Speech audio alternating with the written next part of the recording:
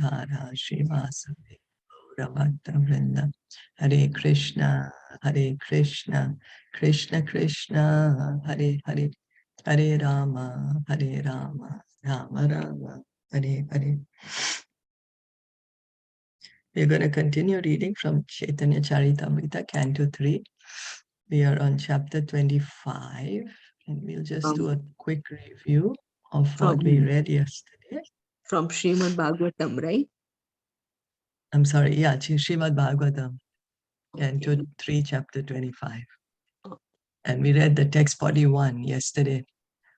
Would you like to read what we read yesterday? Just a short recap. Surrender unto the Supreme Lord. By surrender can overcome the fear of birth and death. By surrender can get liberation. Any process like jnana or yoga has to come to point to surrender. Krishna instruction in Bhagavad Gita also for anyone and everyone, every soul. Moment we turn to Krishna for help begins our surrender. So yeah, that's what we were reading yesterday. Then Kapila Muni is telling his mother that surrender to Krishna, surrender to the Supreme Lord to get the ultimate perfection. So are you able to see the screen? We are going to read from chapter 40, text 42. Yeah. Madbhayad vati vato yam suryastapati madbhayad varshat indro dahati agnir mrityus charati madbhayad. Translation and purport by His Divine Grace, A.C. Bhaktivedanta Swami Srila Prabhupada. It is because of my supremacy that the wind blows out of fear of me. The sun shines out of fear of me. And the Lord of the clouds, Indra, sends forth showers out of fear of me. Fire burns out of fear of me. And death goes about taking its toll out of fear of me. So now this is the truth.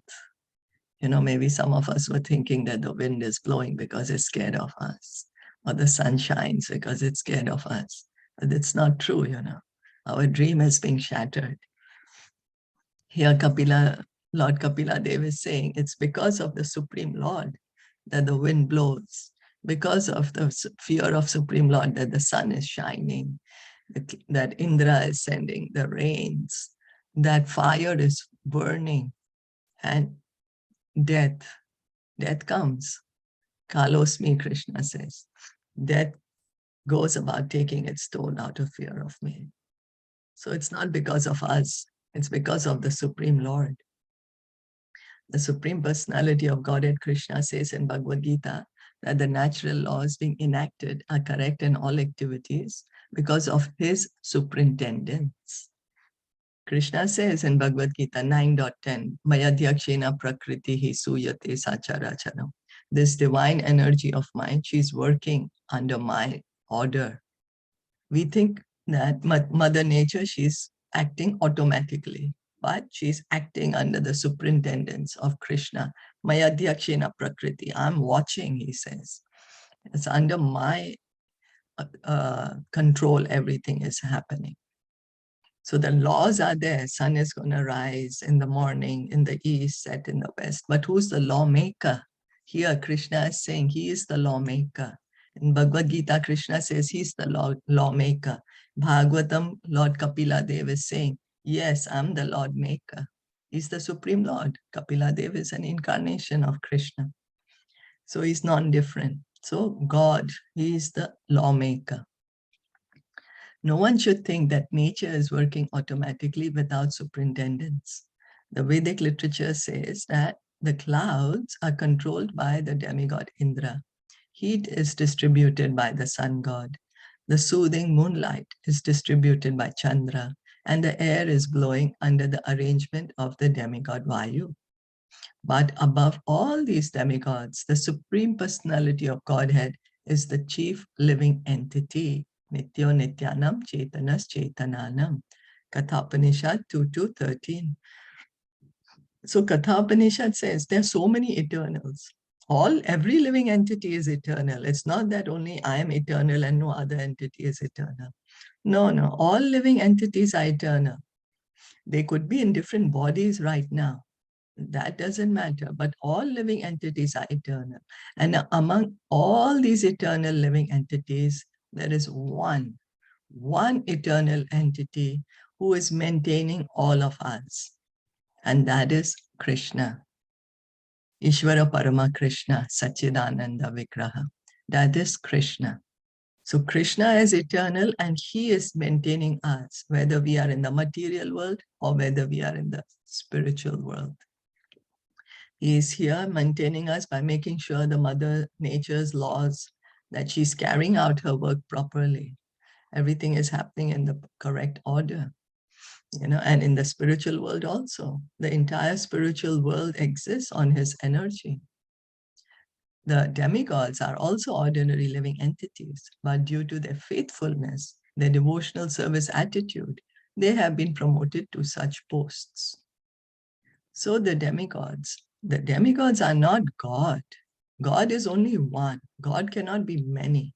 That's why they are called demigods. They are living entities like you and me, but they have qualified themselves to be able to occupy a certain post in the management of the universal affairs. They're devotees of the Lord. We do not see any demigod who's a demoniac. Otherwise he's not going to follow the laws properly.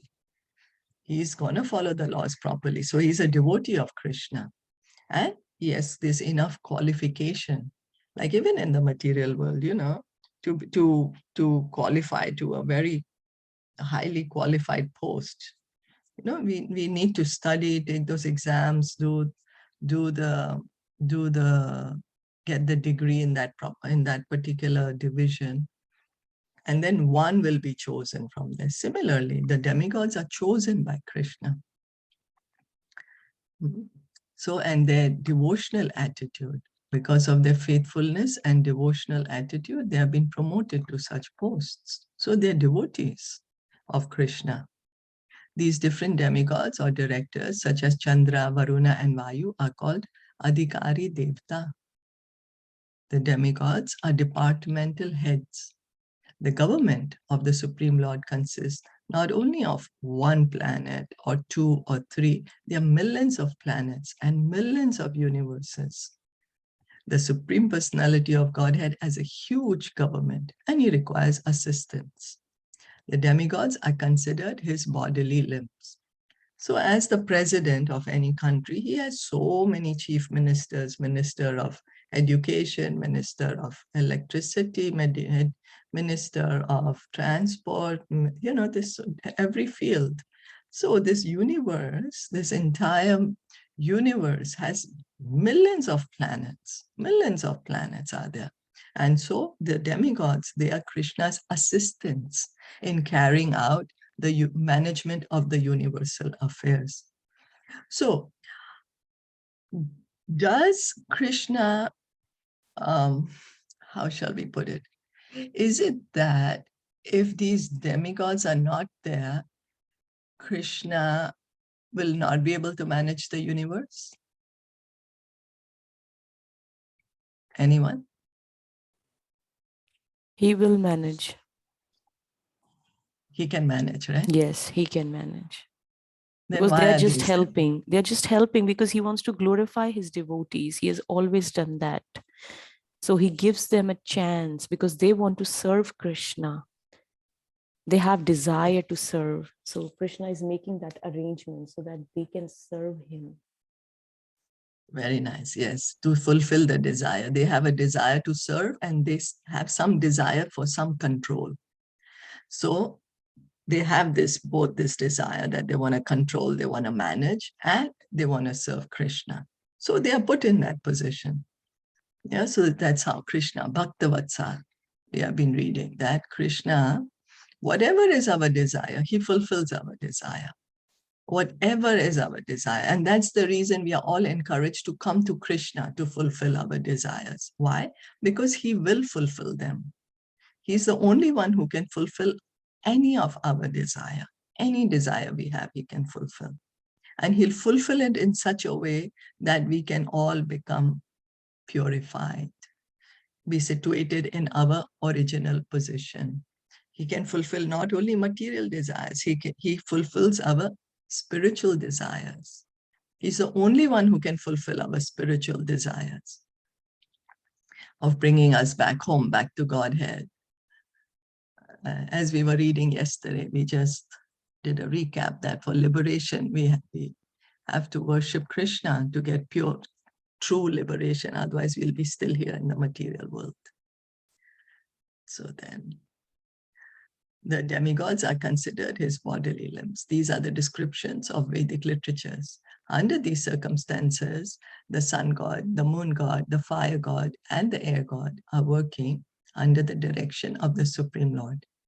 It is confirmed in the Bhagavad Gita, Mayadhyakshena prakritihi suyate sa characharam. The natural laws are being conducted under his superintendence. Because he is in the background, everything is being performed punctually and regularly. The sun god, every morning he rises at the time he's supposed to, and he sets when he's supposed to. Because it's his service to Krishna. It is his service to Krishna, and that's why he does it. Imagine if we were in that position right now, we might say, oh, I slept so late last night. Can I sleep in a little more? What do you think would happen?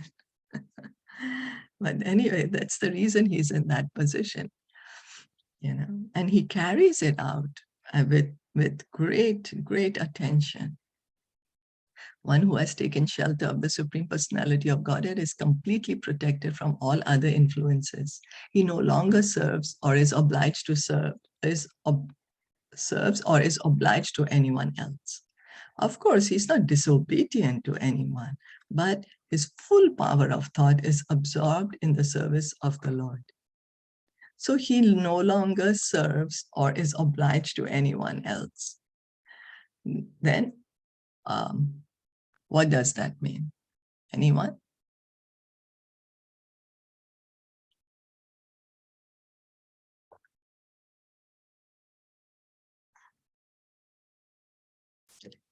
Anyone would like to try? He doesn't have to serve anybody, right? Because he serves his devotees who love him. Is it? So we are speaking about the devotee. Yeah, so the devotee is no longer to serve or is obliged to anyone else. Yeah, this is right. That devotee just need to serve him. And so then I might say, oh yes, now I've become a great devotee. Now everyone come and serve me. I'm not going to serve anyone. I'm not obliged to anyone. I'm going to leave everything and go away. No, and I want everyone to serve me. That is not possible because our nature of our soul is to serve Krishna. That's our position. Yeah. I'm sorry. That is our true Dharma. That we to serve Krishna. So what happens? That's right. So we continue serving, but we know we are serving because we are serving Krishna, and everyone else is a part and parcel of Krishna. And so I am serving everyone else. So I'm serving my family or my whatever, my employees or my children or whoever, my friend. Why? Because they are part and parcel of Krishna. So that is his mood. So in fact, a pure devotee serves everyone. Because he's serving Krishna, and everyone belongs to Krishna. Okay, so the main point is because we are part and parcel of Krishna. Everyone is. Okay. Yes, that's the point. Okay. Yes, everyone is part and parcel of Krishna. And so a devotee tries to connect everyone to Krishna. That's what he does. He tries to connect everyone to Krishna so that they can also go back home, back to Godhead. So he does not separately worship any demigod. He's not separately serving anyone. He's understood, my master is Krishna. Whatever I'm doing is for Krishna's pleasure. That's what his position is. Of course, he's not disobedient to anyone, but his full power of thought is absorbed in the service of Krishna. So he carries out all his duties perfectly for the pleasure of Krishna. He's not neglectful. He's not neglectful. A devotee is never neglectful.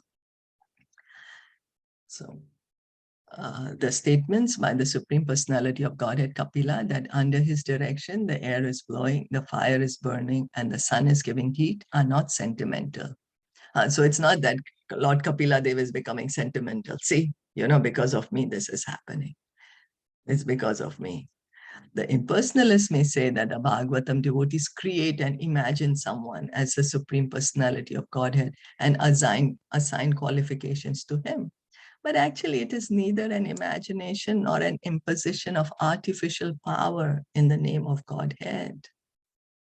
When Krishna says that this material nature, she is my energy and she's working under my control, he's not showing off.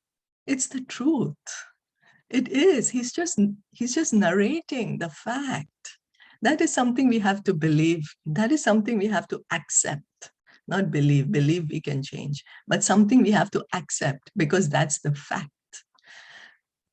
Like we might boast, oh, I have, see, I bought this, or I have this, I have that. But we are showing off. Does it really belong to us? No, we just think it's belonging to us. And we just get puffed up in our ego. But Krishna is not being egoistical when he's telling us in Bhagavad Gita that the material nature, she is my energy and she's working under my superintendence. He's merely stating the fact. So here, Lord Kapila Dev, he's merely stating the fact that the fire is burning because fire is afraid of me. The sun is doing its duty because it's afraid of me. He's merely stating the fact.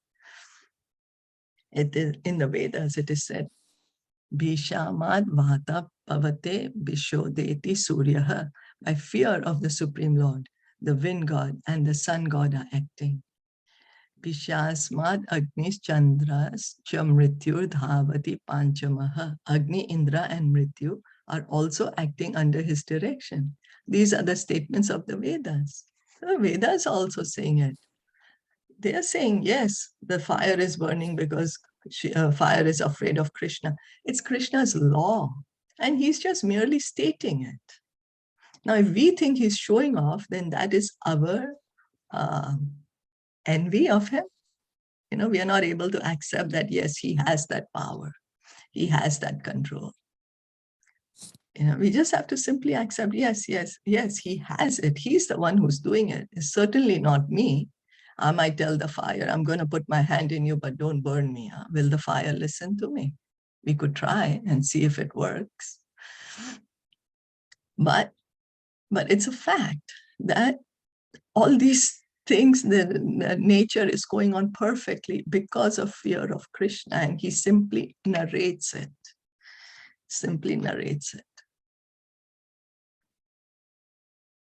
Is that okay? Yeah. What you said, what we read that one, that the devotee, he always respects everyone and he's not neglectful. So I was reading in first canto 17th chapter about Arjun, when he got to know that Krishna has left, and when he had come back and he was reporting to Yudhishthira Maharaj, and then he was telling all what Krishna has done for them.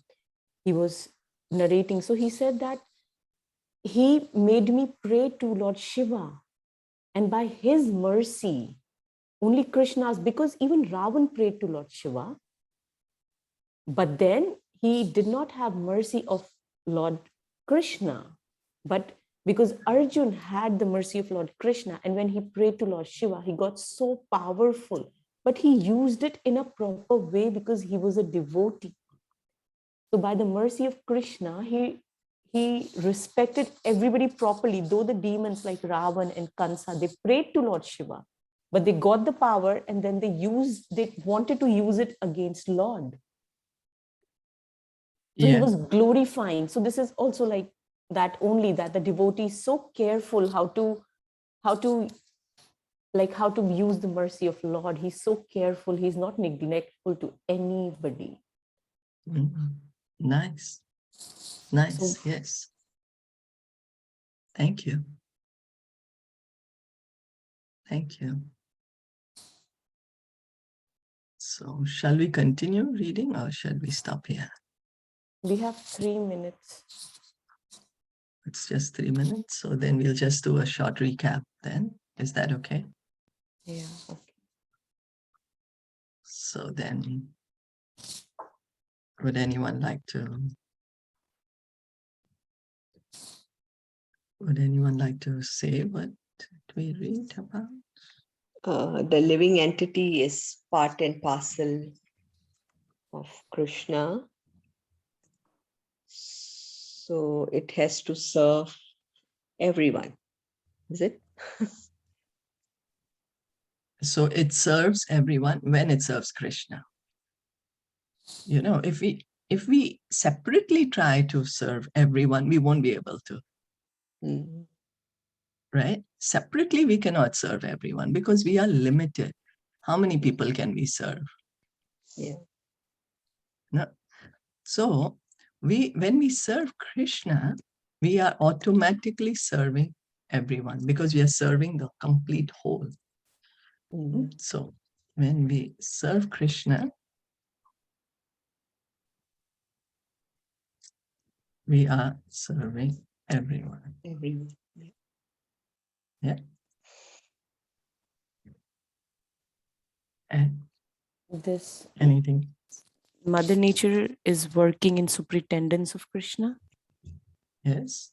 Mother Nature is working under the superintendence of Krishna.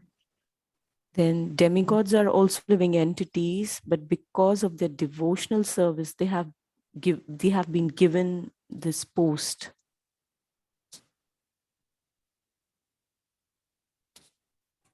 Yeah. Yes. Very nice. Yes. And they carry out Krishna's orders or instructions. Yes. They are assistants. I mean, however you Yes. want to put it. Yes. They are Krishna's assistants in the management of the universe. Krishna is the one who can fulfill our spiritual desires. Krishna is the only one. Only one, yes. Who can fulfill our spiritual desires. Krishna or his pure devotees, I should put here. Okay. Or his pure devotees.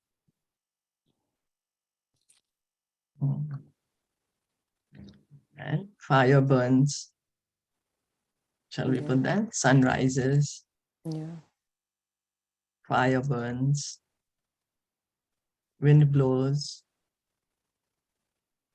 Only out of Fear. fear of Krishna.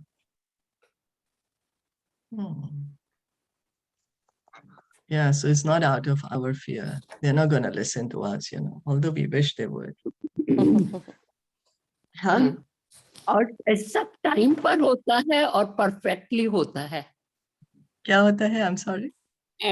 समय पर, नियत समय पर हर बात होती है और perfectly होती है. So Krishna is हाँ, क्योंकि कृष्णा के अंडर में है, इस कारण वो टाइम पर सब होता है ना. समय से सूर्य उगता है, समय ने की.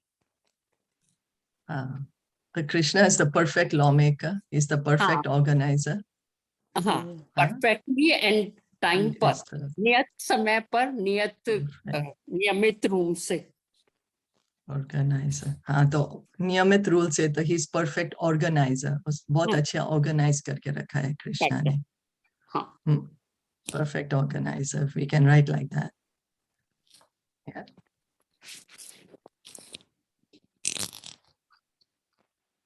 Yes. Yeah.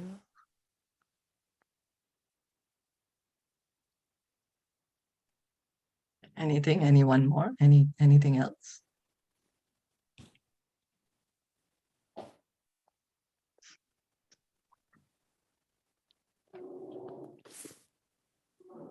Then he's, and I'll just say one thing. When Krishna says that Mother Nature is working under me, Krishna is merely stating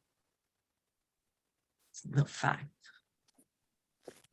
When he says that everything is dependent on him,